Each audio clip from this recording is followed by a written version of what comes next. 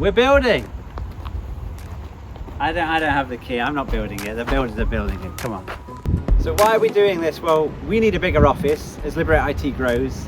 We've been looking for a new office for about 3, maybe 4 years. We just can't find anything in our area. We don't want to move really far away or to the city centre. It's more difficult to get to. Nobody wants to be commuting all that way. And so this land came up and it got us thinking maybe we could build an office. So we did the maths, checked it out, and we're like, yeah, let's go for it. So we want to build a better office. So we made Liberate IT because we thought we could do IT support for businesses better. And we've definitely achieved that. So now we want to build a better business centre than the one we're in, or any that's out there on the market. So with home working, we all got really comfortable working from home. Having to come back into the office, I think the office needs to change. I think the office needs to become more comfortable, easier to get in and out of. So that's what we're doing. We're running a high-tech office, loads of modern conveniences, really easy to get in and out of and really comfortable. So what we're building is an insulated steel building. So we didn't want the old brick office buildings that you see on all the business parks. They're more expensive and they just look a bit old-fashioned. So we've gone for a lot more modern steel building. It's going to have a large glazed front, so it's going to let lots of light in, big windows. It can also be a very open space as well, because it's a steel building, you don't have any internal load-bearing walls. It's going to be a very flexible space. It's going to be highly insulated, like I say, on the walls, ceiling. There's going to be an insulated concrete floor with underfloor heating pipes, all from an air source heat pump. There's going to be no gas in the building. Solar panels on the roof as well with a backup battery. Which will be really cool. If there's a power cut, we can still work. There's also going to be a lot of tech in there, so door access controls that you can use with your phone or a little fob. A lot of CCTV with face detection, car detection. Yeah, as much tech as we can cram into it. So it'll be really interesting to follow along for the nerds. So we're 3 weeks into the build. Concrete foundations poured, hardcore down, ready for the floor slab and things. All the utilities in. Found a few interesting things when we're building this so far. So this is one of the pads. It's a little bit bigger than the others, and it's a lot bigger underground because we found a well. So there used to be 2 old terrace houses on this land at the back there. We found all the bricks from the foundation when we're excavating down there. I think that was about 150 years ago. They've been gone for at least 100 years, and maybe they're 200 years old. And there's a well here. It seems too big for those 2 houses. Maybe it served the whole street. Not a clean water well though. It had a domed roof on it. It was a wastewater well. It had a pipe going in and a pipe going out. All dried up, like, but perfect. Like, the brickwork was brilliant. It was rock hard. They really struggled with it. So we couldn't make a feature of it or anything. It's right where this pad was going. So building inspector came in, cleared it, and we filled it with concrete. So about a grand's worth of concrete extra that we weren't expecting, but yeah, hell of a foundation. That's never going anywhere. What else have we found? Oh, tell us about the bricks.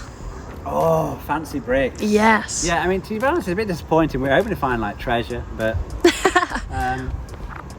yeah, but something interesting, like some pottery or some old stuff from the old houses there, but I think it was literally just the foundations that were left there. I don't know what they did with the rest of them. Maybe they reused the bricks back in the day. This is cool. But we found like 2 fancy bricks.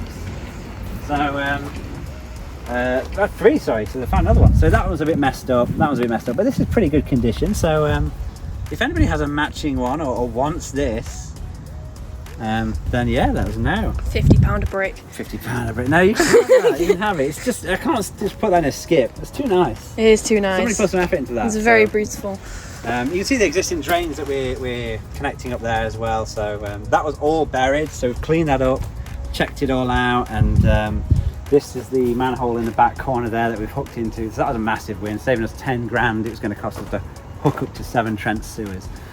But we can just hook up to that manhole now. It should cost a lot less.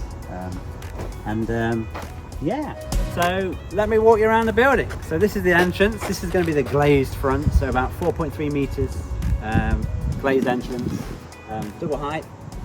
So this is going to be the lobby reception area, so probably some seating there, maybe a TV on the wall.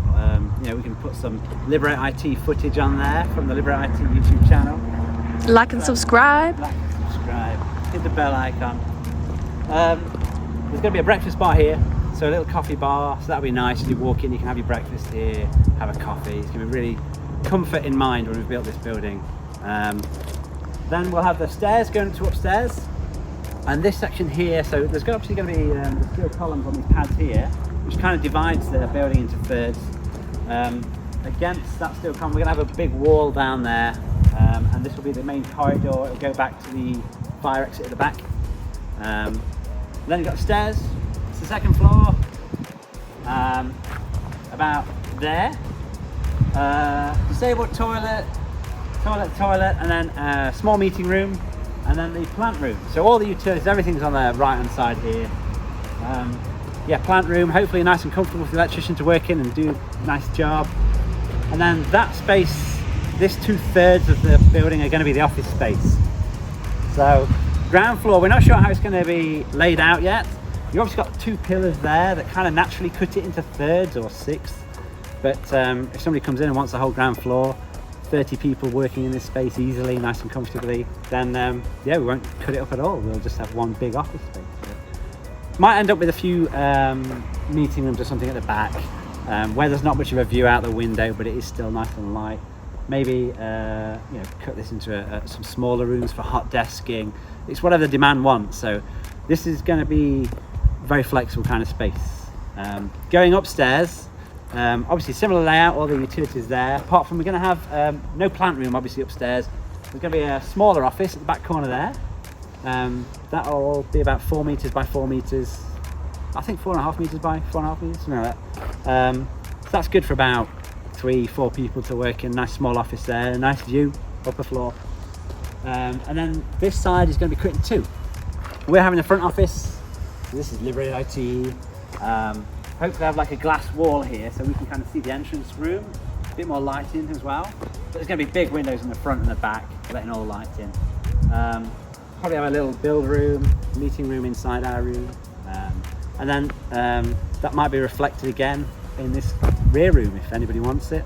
Nice and big. I think there's going to be room for at least 12 odd people in there easily. Maybe have some nice cupboards in there, you know, storage and things like that. So that's the layout. It might change a bit, but yeah, that's the layout so far. So the thing I'm really interested in doing here is we always like to practice what we preach at Liberate IT, and we want to use the unified door access control here, which will have cameras linked up to it so you can see everybody coming and going and when they're coming and going. You know, obviously have a more modern checking in register, you know, for the fire marshal to check everybody who's in the building has escaped and things like that. We're going to have a more modern version of that, so we're going to have a nice pad there. When anybody checks in, they'll just press the button, it'll take a picture of them, print a ticket for them, stick on. So we're going to have the latest CCTV in here. Again, I think probably a unified system. It's all going to kind of integrate with each other. All alerters on our phones to everything that's going on.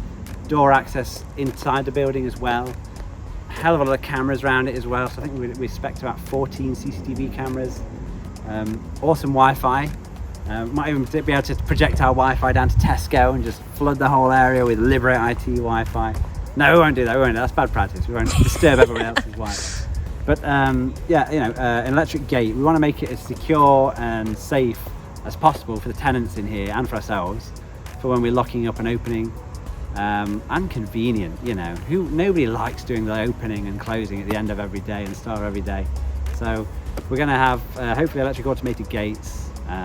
Again, you know, all motion sensors inside. So automate this place as much as we can, make it as low maintenance as we can for ourselves. But yeah, really practice some cool tech inside. So that's what I'm looking forward to. So if you are interested in this build, following it along, or the building process, send us a comment if you want to know anything more about the planning stage that's not really been a part of this yet, or the finances of it, how much everything's costing.